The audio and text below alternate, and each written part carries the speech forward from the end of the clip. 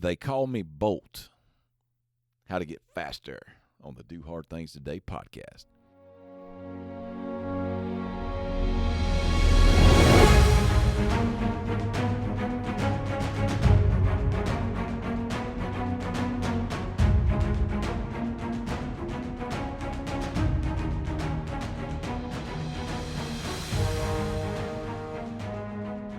So I may not get accused of being called Bolt when I'm out running, but I am faster, Hal, than I used to be.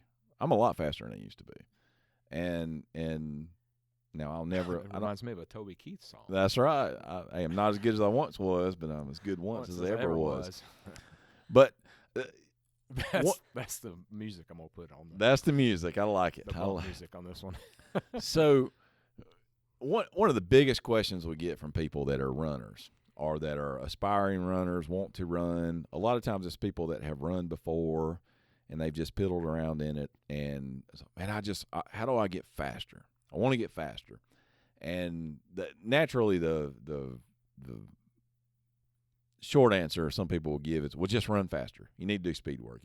And I think that is a recipe for getting injured if you go about that the wrong way. So we just recorded a podcast with Coach Katie Malone, and we asked her to stay on for this one. This will be a shorter podcast than a lot of the ones we do. And the question is, how do I get faster? And you know, I think this is, again, I think it's one we've got to be careful with. And I know you always are. We aren't quite as careful as you are sometimes. But how do we let's break this down. I think let's break it down into maybe 3 different categories of runners as we talk about this. We've got beginner runners, and I call beginner people that they're either coming off the couch or they run one time a week. And now they're interested in running. Most of the time they say they want to get faster because they go out and they see more experienced runners running and they feel like they should be faster.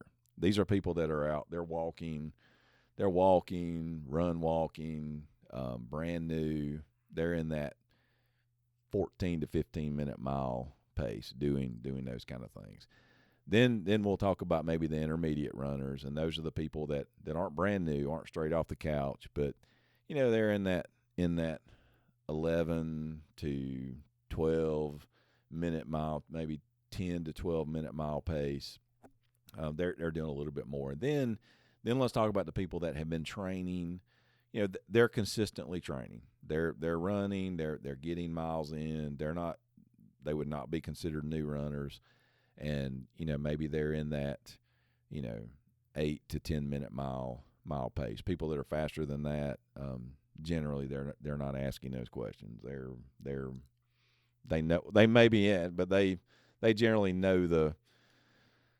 So let's talk to those people. If you want to talk about the even faster ones, that's fine. But so what would you generally say to someone who comes up to you and says, "Hey," not that they know you from coaching, but we know you from the Do Hard Things Today podcast. There you go. That's what they would say, right? Isn't that what they would say? Yes, yeah, of course. That's what they'd say. Coach Katie, you're awesome. I want to get faster. What do I need to do? Because that's the way they put you on the spot. They just say, I want to get faster. What do I need to do? What's the general answer you give people? Or probably with you probably ask them a question. What is that? I'm always going to ask people to back that up. Like, tell me about what they've been doing, what they did in the past, what's worked, and how injured they've been. Those are the questions I'm going to ask right off the bat. Yep. Because injury history usually tells me a whole lot about the person as a runner. Okay. So after we address that, then I'm going to suggest either, for a lot of people, walking is a great way to get faster. And I know I've talked about this before, but it really reduces injury because it doesn't put quite so much stress on you. It allows you to run with better form for shorter periods of time. It gives you some recovery. It is a great way to get faster. So that's the first, for a beginner, that's usually what I'm going to recommend. The next thing is I'm going to ask people about their form. If they've ever even heard about looking at their running form. Because most people just think you should know how to run. I mean, you're an adult, you should just be able to go out there and run and have good form. And a lot of people have terrible running form. Okay, what does terrible running form look like? Terrible running form. It means they're bent over like grandma from the hips. Mm-hmm. They're leaning over. Their arms are crossing over their chest, about hitting themselves in the face with their fists. Their feet might be flailing out. They might be shuffling. She's describing you. Huh? I mean, I've seen it all, but they don't even know they're doing it because they have no awareness. They have no body awareness while they're running. And I think that, the first thing that I like to do when I watch somebody run is just stand behind them, watch from behind, watch what their feet are doing, stand in front of them, watch them as they run towards me, and then watch from the side, because it just tells you so much about what needs to be fixed, little things that they can do so they're more efficient, more comfortable, and things that'll reduce injury. Cliff Notes version of what an entire podcast is on what does good running form look like, but what is the Cliff Notes version of what good running form generally looks like? Stand up. Okay. Use your arms. You're going to swing your arms. You're going to take your elbow and bring it to your ribs, and then you're going to swing your arm back and bring your wrist to your ribs. Elbow to ribs, wrist to ribs. Keep your arms tucked in, no chicken wings. Your fist should pass by the waistband of your pants. That will fix a lot of the problems right there. So stand up. Stop using chicken wings while you're running. Wrist to ribs, elbow to ribs. Wrist to ribs, elbow to ribs. Where are your hips and butt region in relation to your shoulders? Everything should line up. So when you're running, hips and butt are underneath your shoulders. Yes. Okay. Now, if you try that, I'm just telling you, if you will try that, you will notice a huge difference in the way your lower body feels, correct? Yes. Okay. How about, so we've got that. How about cadence? Thanks for bringing up my favorite subject. That's the worst subject in the world. Kevin loves watching his cadence, and he loves that I comment on his cadence in pretty much every run that he does. But it's getting better because you're aware of it. It's the best thing ever. So cadence is, just for those of you who are new, cadence is how many steps you take per minute. Ideally, so a lot of times I interchange cadence of 90 or cadence of 180. So cadence of 90, that's simply how many times your right foot hits the ground in the minute.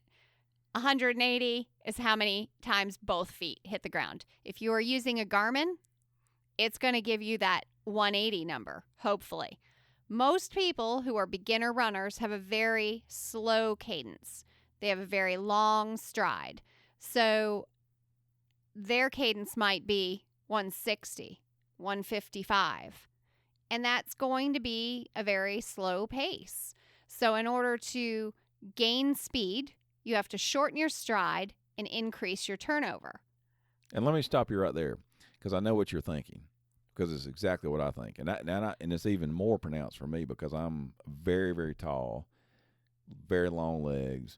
And so naturally you would think, what's the fastest way for me to run? Take long strides. Take long strides, because I can take, like when I'm out walking with one of my girls, they're like, Dad, you take one step for every 3 I take. And so I think I'm covering more ground on that. But I've seen since I've been, and some of the workouts you have, which are the shorter interval workout where you're focusing on it, I have seen that it has made, and it does not, I mean, physiologically it does not make sense that it does, but it has. And what I've noticed the most from doing that though is I don't feel near the pounding that I once did. I was having a lot of I would have the plantar fasciitis problem, and it wouldn't even be full blown, but I would have that just ache all the time there. that's just gone away. And I don't have that at all since I've been practicing on my and it's getting better. Mine was, I mean, it was in the 70s, even slower than that to some, and now it's consistently up in the 80s now. I would say because you're very tall, being in the mid 80s is probably good for you because you are so tall. But in general, for the general population, 90 or 180 is what you're aiming for. Well, and I see that with, you can always tell when there's a really good woman runner. I think women that are really good, and I don't know how you talk about this without sounding like a weirdo, and I'm not being a weirdo, but when you see a woman that really knows how to run, and like you're driving around somewhere and they come running by you, you can just tell. It's like her upper body looks like it's not, her arms are moving, but her upper body is not moving a whole lot. And then you look down and those legs are just churning. I mean, it's little bitty baby steps, it seems like, but she's moving on down the road. And I've always just noticed, I'm like, man, I'm more of a plotter, but so that's a huge piece of the puzzle to start with. Getting that form right, getting your cadence, building that cadence up. Will you slow down initially when you're trying to do that to speed up? I don't think it's so much that you're going to slow down. It's just that it's going to take some adjustments to shorten your stride a little bit and to turn it over faster. Yeah. And basically you can swing your arms faster and your legs will follow. It's very hard to swing your arms fast and have the legs not follow. And for those of you who aren't using a Garmin, you can simply use a stopwatch and put it on for 30 seconds and count how many times your right foot hits the ground. Should be, somewhere between 35 and 45. Because that'll give you a good idea of what your cadence is. You have to start out with some baseline numbers. So, simple stopwatch. You don't have to have the fancy Garmin. The Garmin actually will measure your cadence. I do recommend if you are using a Garmin, turn it on so that you can have a screen that will always show your cadence, so you can just glance down and see where you are. Yeah. So you get your cadence right, you get your form right. Then what's the next thing? Many times people run right to, all right, well, I need to be doing speed work. And I think the big danger for beginner runners is I think you've got to have a pretty good base. You should have a pretty good base of running before you start doing speed work. So let's go to that beginner group and the ones that are just sitting there and like, man, I want to get faster, so I need to start doing speed work or running hills or doing whatever. What do you say to them about getting faster? And one of the questions we had was, I've heard that increasing mileage helps with getting faster. Not necessarily fast miles, but just more mileage. Is this true? Ooh, that's a good question. It really depends on the person. More miles usually equal a higher risk of injury. So, it might make you faster, but it might make you really injured too. So typically I would go for moderate miles. I recommend running every other day. Unless you are a very lean, efficient runner who's been running your whole life, I don't recommend running on back-to-back days. It's a really good way to get injured. Well, and for those beginners, I think the gains are, we see this with brand new runners that come out cross country, that are running cross country with a high school. Their gains will be just significant just based off of they're going to, all of a sudden, I'm consistently running 3 or 4 times a week, not running a lot of miles, but just consistently running. Well, you go from that 15-minute pace of people coming out to the run groups to a month later, they could very well be at 13 minutes. They've improved 2 minutes a mile, which is huge in running circles. And the faster you get, the harder it is to get faster. The super fast ones, they're dealing with seconds of trying to shave off. The good thing about being a beginner runner is you're going to, if you'll just stay consistent, don't have to go out and do speed, but just stay consistent, you're going to see significant gains. I think you jump into that intermediate group, with them, they have been running some. They're pretty consistent in their training. Is this the time to introduce speed work? What does that look like? What do those workouts look like? What would you recommend for them? Yeah, I think if you've been running and been consistent with it for anywhere from, I feel like basic fitness is about 6 weeks of consistent running. And by consistent running, really, I mean that you're running at least 3 times a week.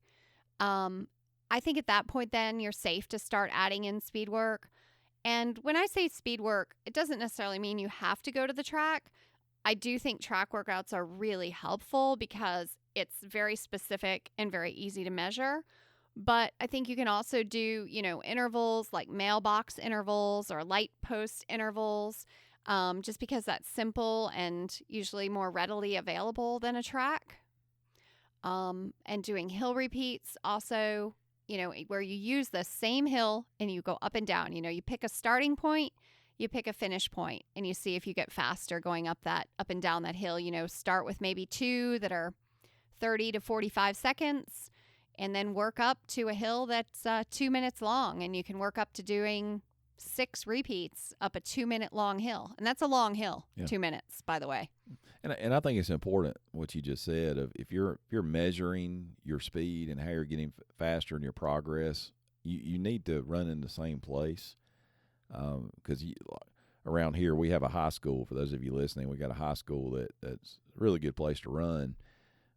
But you run there. If you run there, that is a hard course to run on. If you're comparing yourself and you go run a 5K on a relatively flat course, and then you train 8 weeks later, you run one at Dorman, this high school, you may be much more fit and you may be a minute slower. I think it's important to be able to measure. You want to measure your fitness on the same. You want to be measuring apples to apples and not apples to oranges. What about aging? One of the questions comes from someone that says they're in their early 50s, been training. They want to get faster. Probably they're talking about getting faster for like a half marathon, something like that. Looking at the question, what are there any unique things for them, or is it just taking care of your body and the training's going to be the same? Well, I think as you age, you want quality miles. Like, you don't want to spend a lot of time running kind of junk miles. And by junk miles, I mean just like going out and running kind of easy, kind of hard, somewhere in the middle in that gray zone.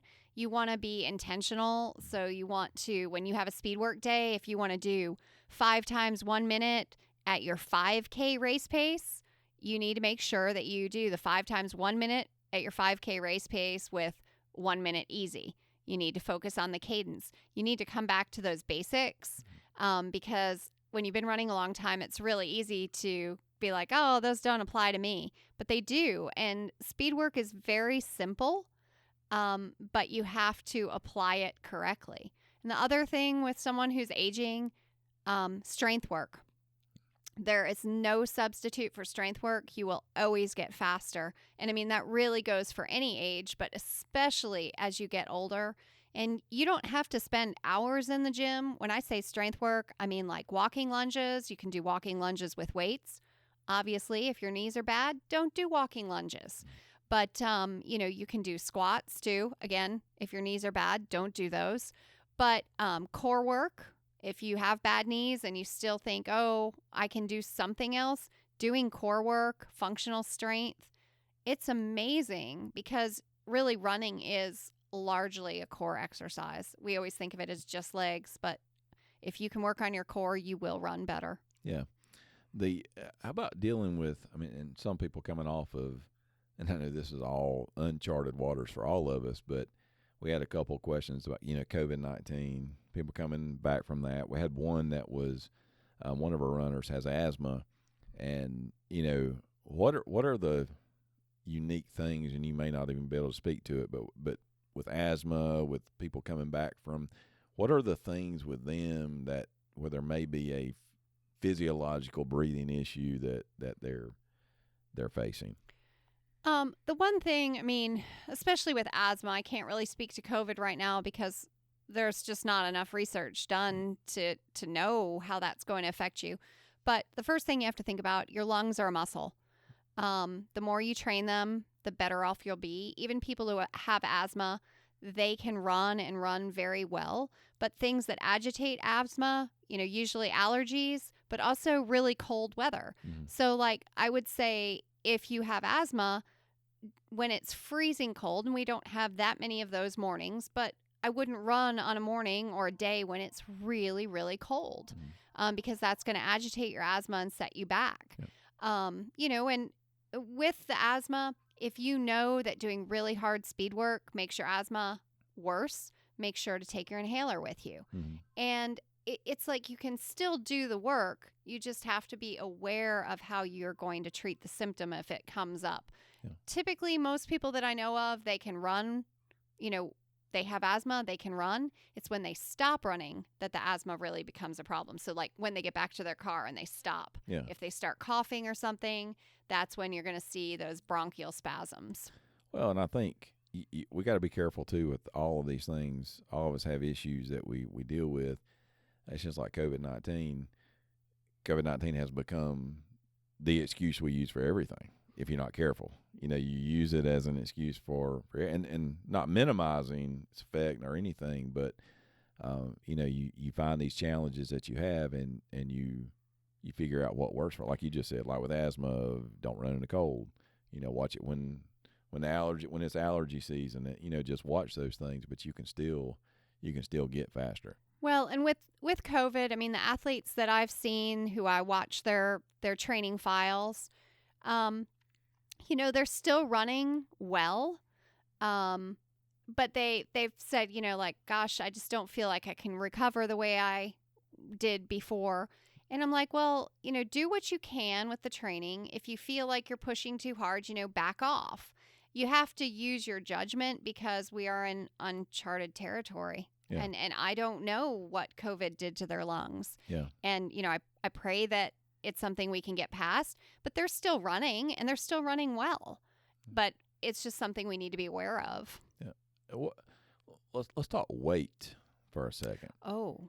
And this is one of those that I think is a double-edged sword in that many times people will start running and they're wanting to lose weight and they will drastically cut calories and then they're out trying to run and it's like you're not going to get faster. Last podcast we were talking about training, with when you're just depleted. How do you balance that if a lot of people that come in that are runners, they are running is a piece of their health journey and they are maybe trying to shed some weight. What is the proper diet for someone that is if they're trying to lose weight but trying to get faster at the same time? And there's a lot of people like that they're trying to improve. How do you balance that? That's a really hard question to answer, but I'll do my best. Again, I'm not a dietitian, but I think that some people try to starve themselves, like you said, to lose weight. And really what it is most people who are running to try to lose weight, we'll just throw it out there. A lot of them are middle-aged. And so your metabolism is slowing down. And so by eating less, you're just making it worse. You actually need to stoke the fire. Yeah. You need to feed yourself, increase your metabolism, which you can do by eating a little bit more so that you're not constantly starving, but eat the right things and cleaning up your nutrition. Eating, just real whole foods, chicken, potatoes, vegetables, fruits. Don't be afraid of those. It's just portion control. But you've got to eat. You've got to fuel yourself because it's just, I know I've said before with your car, you're not going to, go on a road trip when your car's on empty. Yeah. Well, what about hydration? Hydration's another thing that's really important because every morning when you wake up, you're already naturally dehydrated. So you need to start drinking immediately, really, to kind of get your hydration levels back up. And then during the day, if you're doing longer runs in the summer, you might need something with electrolytes in it. it just depends. Some people are very heavy sweaters. Some people are very salty sweaters. Some people tend to cramp a lot if they sweat, have just extreme salt loss. And if you find that you do cramp when you're running because, you're dehydrated, it might not just be that you're dehydrated. It might be that you're not getting the sodium replacement that you need. Yeah, because you can drink, if you just drink water, it'll make it worse. Yes, there's actually, if you drink too much water, you can get something called hyponatremia, and that can make you very sick. Yeah. You flush all the electrolytes out of your system. Yeah. So, I want to go back. This was not in this podcast. Talk about your cocktail that you drink, because I want to hear a little bit more about this, because what's the cocktail you drink in the morning? It's not a Bloody Mary. So some of y'all are thinking, oh man, now I'm tuning in. I have a cocktail every morning. It is it's got a little bit of lemon juice. All right, well, no. You're like, that sounds like my grandmother when I was trying to get her biscuit recipe. It probably is. Okay, so a little bit. Like, I just dump maybe a teaspoonful, maybe a little bit more, a capful of Fresh lemon squeeze. juice. No, I'm not. It's not fresh squeeze. I'm too lazy. Okay. I gotta make it a quick system. So it's just lemon juice that I bought at the store. Okay. I squeeze a little bit in the bottom of my glass. After I do that, I take some Mother's vinegar, apple cider vinegar, and I dump a little bit of that in the bottom of the glass. Not too much, because you don't want it to burn your windpipe as you're drinking it. But maybe a couple capfuls. Okay. Okay. It's really not a lot. Then half a glass of unsweetened cranberry juice. Okay. And the rest of the glass is filled with water to kind of dilute it. Why do you do this? I do it for gut health. For gut health. And just because it just makes me feel good. Well, it's a habit. And I say that because the things you said are things that are, and I think they're good for a lot of reasons. But would you add salt to that? No. I know another guy. No, I would not. You got the vinegar. Yeah, I listened to a guy, and he does something similar to With that. sea salt, maybe, or Himalayan salt. Yeah, he puts in the Himalayan salt in it. And it's a morning cocktail like that too. Basically for people that, because every morning the first thing I drink water, and if we got lemons, I'll squeeze lemon juice in it. But I do just a cap full of bay salt and just mix it up. It's a of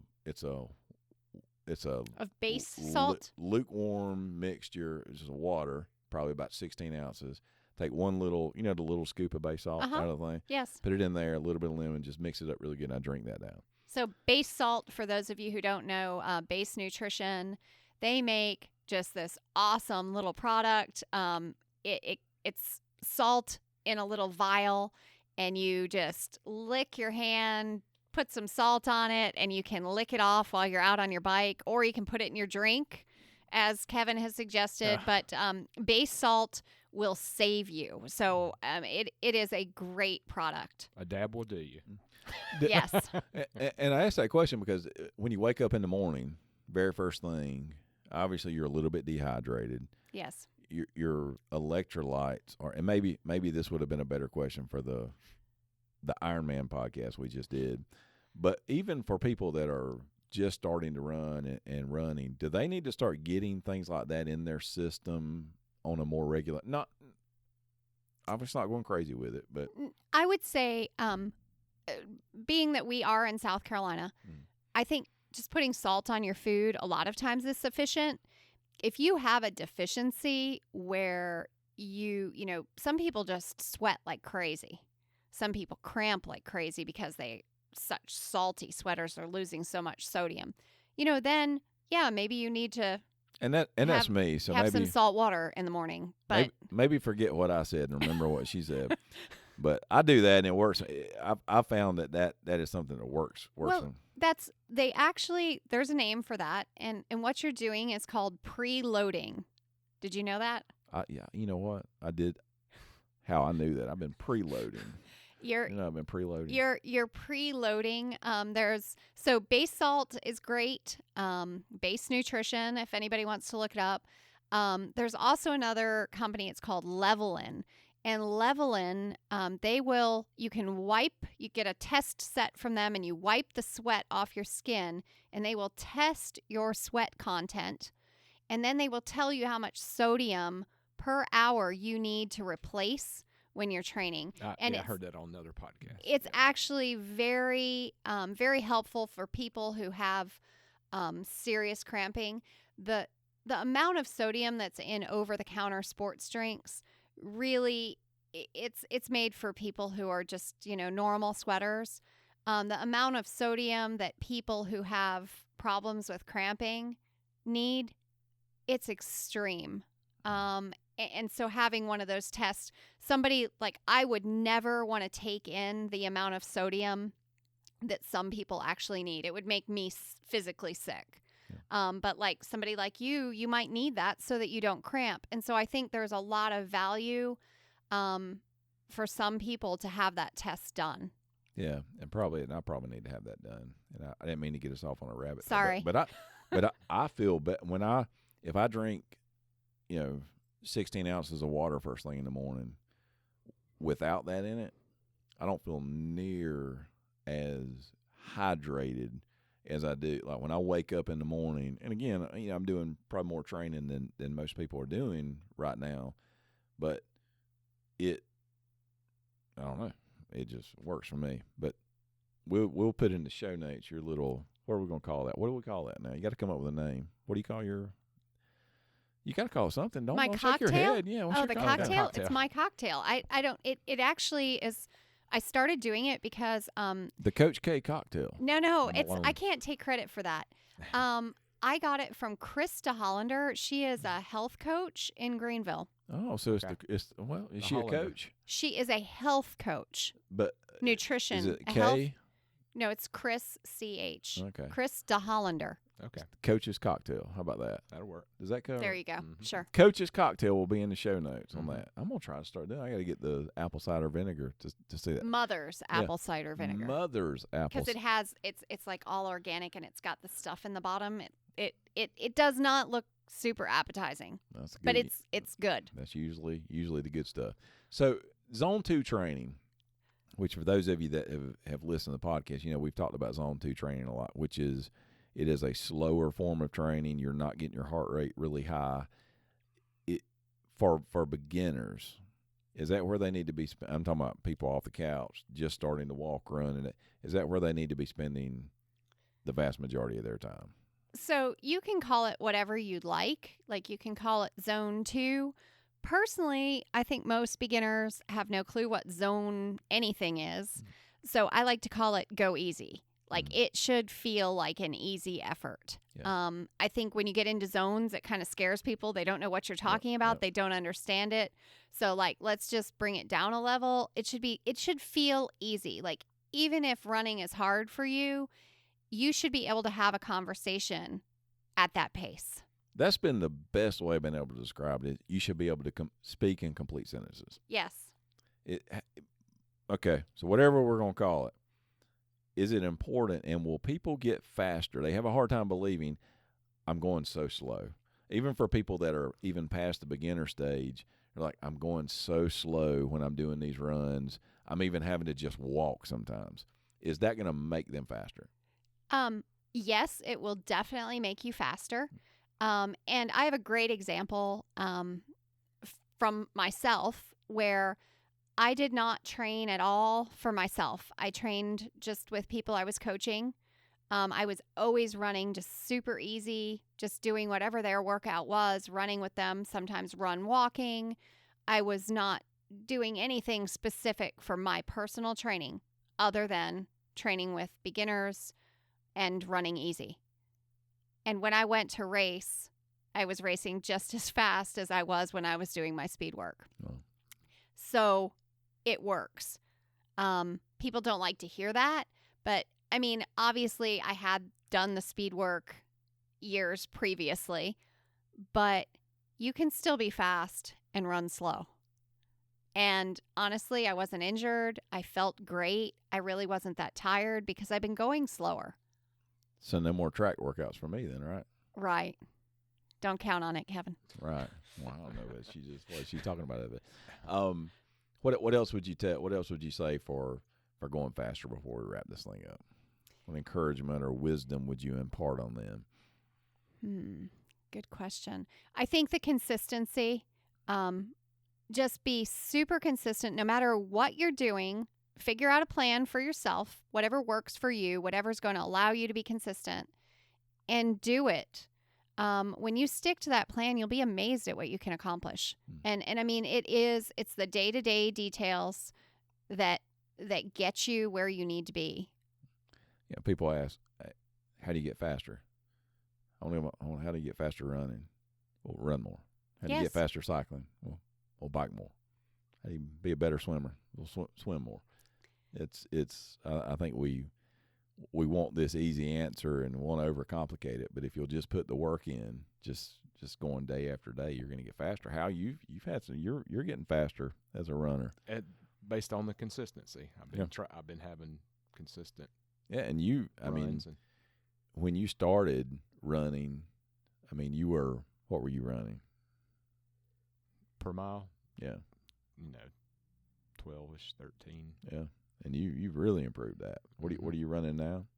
I did a 26.5 5K. Yeah. So awesome. Huge benefits from that. So I think just doing those things. Obviously, with all of this stuff, a healthy lifestyle is going to improve all of these things. Coach Katie always talks about eating whole foods. If you just eat the things that if it's got a long ingredient list, it's generally not good for you. Just nothing that's processed is the easiest way to look at it. If it's got a label on it, you probably don't need to eat it. Yep. And if you've got we talked about this in the last podcast, I don't think we mentioned it in this one, but if you're trying to run faster and say you do have a speed workout, or maybe you're going out to time trial, which means I'm going to try to run a 5K as fast as I can.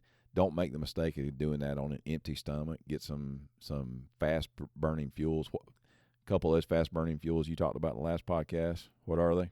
So I like to use gel blocks, like Cliff gel blocks, because if I'm really hungry after a day at work and you want to go run, you need to eat something. So those gel blocks, you can eat some of those, take them with some water. Or sports beans. I like they are just jelly beans with electrolytes in them, but they taste really good. So it's easy to down a handful of them. You feel like you're having a little treat. Yeah. And even like regular old what's my favorite candy? Oh, the Sour Patch. Sour Patch Kids. I mean, sometimes to be able to work Sour Patch, I know those aren't the best things to work, but you put Swedish fish, I think, are a little bit easier on the stomach than Sour Patch Kids, but Swedish fish should be against the law to even sell those things. They're so terrible. One of my daughters loves them. But take 100 calories in. Hal likes the chocolate chip waffles. These really fast burning fuels. But don't make the mistake of going out on an empty stomach to try to go run fast, because you're gonna crash and burn. So, anything else from either one of you on getting faster? Stand up tall and proud. Tall and proud. All right. So when's your next 5K? March 14th. March 14th. So what's your goal for the 5K? I hear it's uphill. Which one? At the end. Oh, are you doing the St. Patrick's one? Yes. The beer thing? Yes. That is a tough course. Yeah. Chase the Rainbow. Where is that? Over at the brewery on right off of 85, Malden Road. What's the brewery over there? Brewery 85. Brewery 85. Oh. You know where JL Man is? I run down there. Some of my runs, when I run down, you see those circles. That's where that's the road I go down to run. But it is basically you run down a hill to start, and then you do 2 loops. And the very end of the loop, it's like you're just climbing up this monster hill. And the last mile, you start and you run straight up. You run uphill the entire that'd be fine. You're mentally prepared for it. Shorten your stride going up the hill and use your arms. Lean into it. Yeah, it's a fun course, but it's a tough course. The last one we ran though made it even worse. I think it was the July 4th race we did there, and they got behind, and we didn't start till like 10:30. That And it was the like heat. 100. Oh, it was blazing hot. It was so hot, and I was chasing my little 10-year-old girl who's twice as fast as I am. I chased her for about the first mile, and I was dead. And then it was on from there. But so, what's your goal? Let's hear it, man. You're getting faster. I'd love to podium my age group. Podium your age group. See what the Good. competition is. Well, I was going to say, like, for a goal, sorry, Hal. 55 to 59. Yeah. I mean, it's great to want to podium, but that's not something you have control over. Right. So, I mean, it's who shows up that day. I know. What's something you have control over that you'd like to be your goal? The time. Okay. So your time, your pace. My what- We're over here 20, just waiting. my 26 and a half was at the Dorman track, so Okay. 26. Okay. There you go. 26. That's That- something you 26. have control over. That's the goal. You do 26, you'll beat me. And I At get a podium. I'll be there. They don't. That's icing on the cake. The podium is icing on the There you cake. go. They don't have the Master Clydesdale division in racing, which I'm going to be your star Master Clydesdale in your Okay. group. Why are you laughing at me? Why is Master that so funny? Clydesdale. They That's have what they Master are. Clydesdale. Not in running. Not in Oh, not in running. No. Triathlon. I am. Yes. When I register, you know what I register under? Masters Clydesdale. Masters Clydesdale. That means I'm big and I'm old. Big and old. That means I'm very smart and I am very strong. There you go. Or big and old, whichever one you want to say. All right, Coach Katie, appreciate you coming on. Thanks for having me. We will be back in about 2 months. For those of you that are runners, I encourage you to listen to the podcast that even if you're not wanting to be an Ironman, there was a lot of good information. Some of it that's very applicable to just overall training, nutrition, some different things. I encourage you to go listen to that as well. And we got some things in the hopper coming down over the next couple of months, some things we're going to be introducing to you, and we promise we're back on a regular schedule now that we're all out of quarantine and moving down this road. And hopefully this is going to be a slam full race season that we are about to get into. So we just encourage you, no matter if you feel like your race is going to be canceled or whatever, keep training like your race is on, and you will either be ready for your race when it gets here, or worst case, the very worst thing that can happen to you is you'll be in the shape of your life whenever it does get canceled. And remember, the journey is so much of the reward anyway, right? Oh, yeah. And that's it. So for Hal Mars, Coach Katie Malone, this is Kevin Harrison reminding you, if you will do the hard things today, tomorrow will take care of itself.